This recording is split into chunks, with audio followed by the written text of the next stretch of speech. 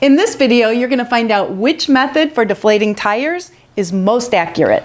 Also, which method is fastest, how to calibrate these, how to use both types, how a valve stem works, and we'll explain to you exactly why we now prefer this method over these.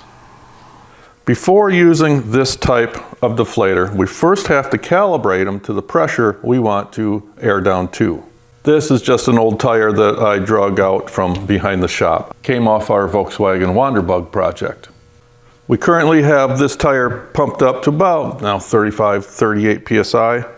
Take the deflator, we screw it onto the valve stem, and it's letting air out, and it should stop before too long because I have it set to where it'll stop at a high PSI. Ah, there it goes. All right, let's see where that is with our tire gauge.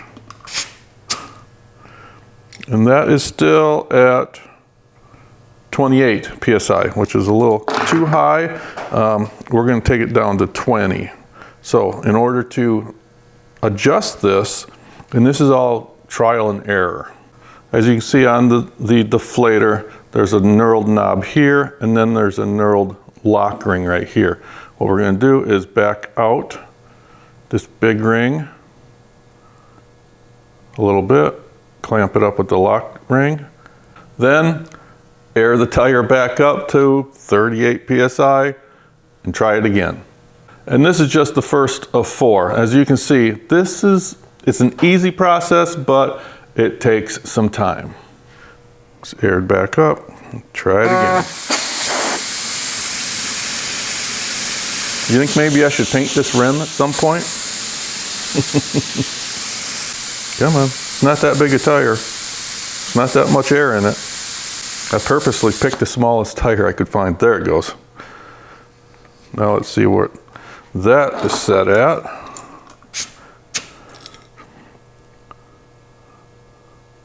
That is, actually we got lucky. That's right at 20 PSI.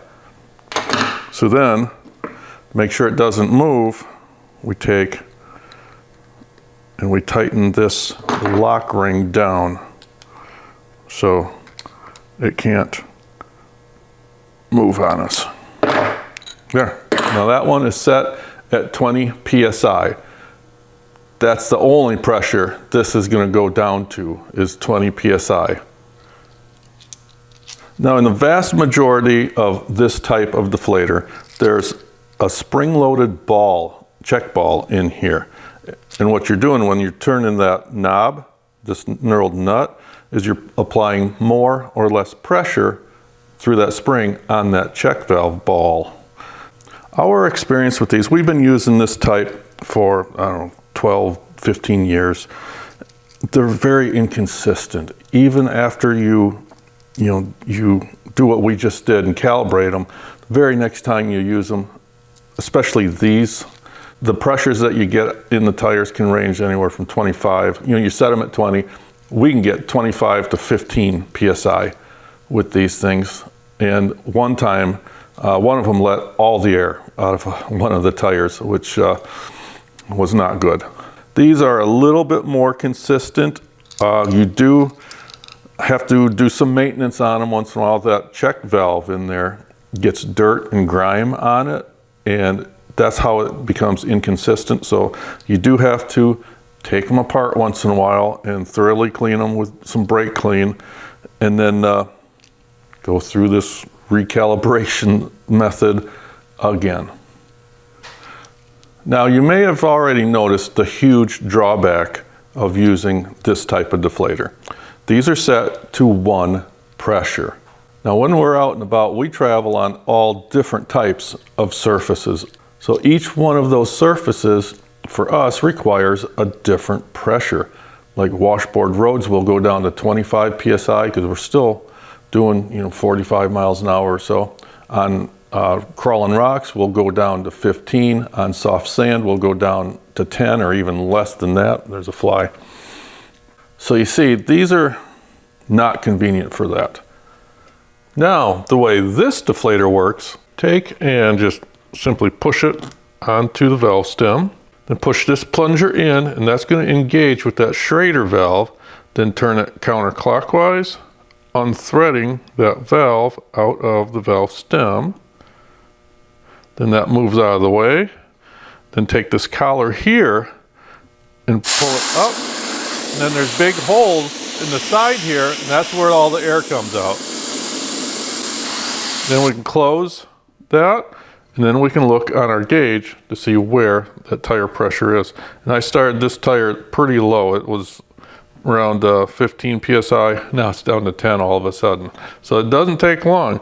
Then when you get it down to the tire pressure that you're looking at, just push this back in, turn it clockwise, and thread that Schrader valve back in. I always like to relieve that and make sure that that valve is in all the way. Then push in on this little apparatus here, and that releases it from the valve stem. First, we'll time how long it takes to air down from 38 PSI to 20 with these. And go.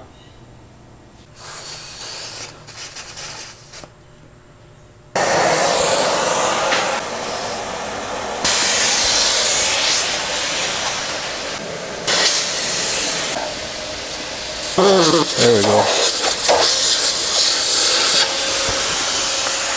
Okay. All right, that one's, we're already a minute 43. Okay, that one's done now. Just waiting on these two. That one's done. Oh, this one's done too. All right, that was. Now, I'm curious as to the exact PSI it went down to. That one is right at 20. It's about 22. That one is about 14. That's about 18. So a little bit different. I mean, I can deal with the 18s and the 20s and the 22s, but the front one up here got a lot lower than it should have. And remember, I just calibrated all 4 of these. All right, let's air them all back up to 38 PSI and try the other deflator. And go.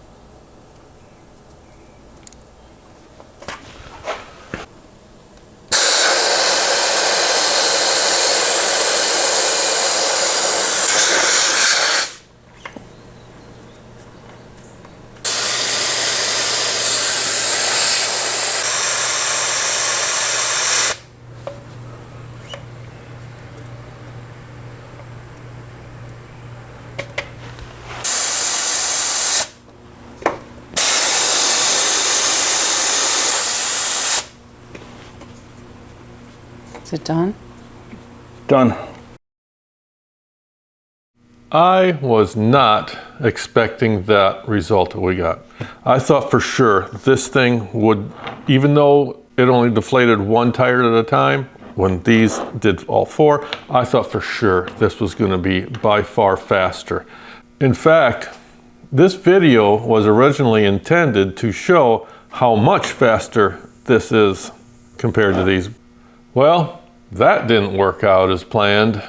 Both of their times were, I mean, right darn near the same. This one is, however, far more accurate, and you can tell exactly what the pressure is with the gauge.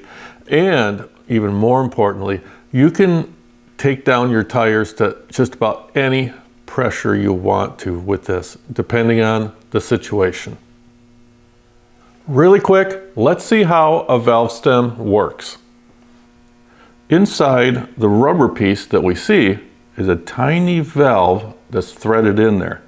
And how it works is when you go to put air in, the nozzle that you're using pushes down on this piece here, opening the valve. And that's the same principle that the deflators use. They depress this and open that valve up. This type of deflator has this little thing right here, and that pushes in on the valve inside the valve stem when you thread it on like this. This is often called a Schrader valve. Now this is that little valve that's inside here, and this right here is that plunger that we push down when we're inflating or deflating. And that opens up this little valve. It's hard to see. See that valve opening up? All the air that you're trying to put in or take out has to pass through that tiny opening. This type of deflator actually removes that Schrader valve from the valve stem, making a much, much larger opening for the air to come out. Full disclaimer, this tire deflator was given to us. The company wanted to know if we liked it or not. We put a link to it in the video description below. Now, this type of deflator has been around for a while now, but this company, Jaco, does have a couple of appealing features. Instead of screwing this onto the valve stem, you just simply push it on. You just simply push it on, and it grabs it, and it won't let go. Now, I must admit, at first when I saw this, I was a little skeptical. I thought that there was a danger of this mechanism in here boogering up these soft brass threads. But after looking at it closer, you can see that little foot that engages the threads has the same pitch as the threads on here. Something else is the other manufacturers have gone to a digital gauge. This still has a mechanical dial on it. I like that. No batteries. We've only had this in our hands for about 4 weeks or so. Our recent trip, we aired down 10, 12 different times, so that's 40, 48 times using this. And each time it worked perfectly. The first few times that I did use it, I had a little trouble with this locking onto the valve stem. Probably user error. I probably didn't have it on far enough to where it grabbed properly and it came off. But after practicing it over and over again, now I got it down pat. There were also a couple of times early on when I screwed out the Schrader valve, but I didn't have it out all the way. But that's something you realize right away. When you open up the valve to deflate, not much air comes out. So you know you don't have the valve out all the way. Another thing that I wouldn't call it a concern, it's just something that happens, is the lens on the gauge is just thin plastic and it scratches really easy. I've already got a bunch of scratches in mine just from taking it in and out of the pouch it comes in. But that's really not that big a deal. So, in conclusion, this tire deflator from Jaco is going to be our primary tool for deflating. These from Stawn, we'll take them along just in case something happens to this, which I don't see it happening, but just in case, we'll have these with. These from Trailhead are going to go right in the dumpster. These are junk. If you found this video helpful, hit that like button, and we hope you'll consider subscribing to our channel. Thanks for watching.